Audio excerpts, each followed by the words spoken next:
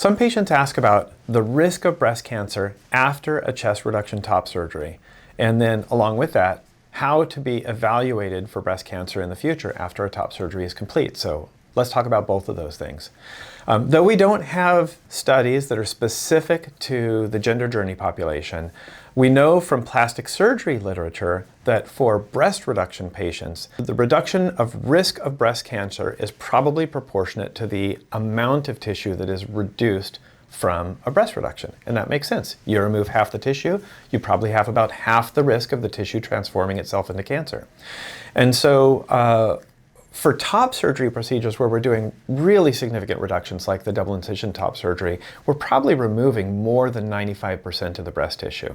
So it's not 100% removed, that's a really important distinction, but most patients should experience a radical reduction in breast cancer just from the tissue removal alone.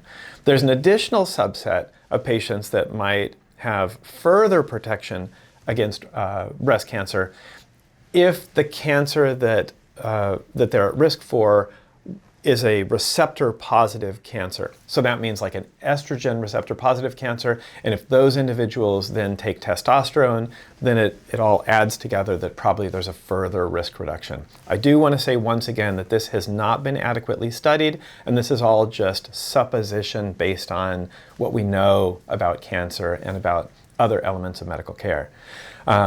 The second part of the question was about how individuals can evaluate themselves for breast cancer after surgery is complete.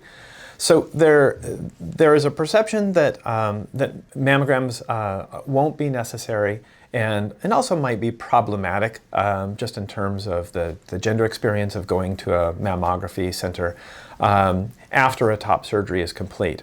For patients that have had a chest elimination procedure, such as a double incision top surgery, it's not recommended that mammograms be performed from that point forward, but that if there is any sign of a mass or anything that is new and concerning on the chest, that it be evaluated very soon and very thoroughly by a primary care medical team or a breast center if something were to come up.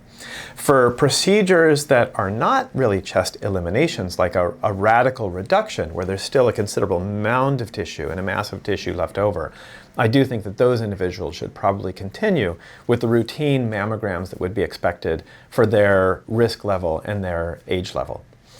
So in short, most individuals will not need mammograms, but should surveil themselves. But some individuals with considerable tissue left over should continue regular surveillance.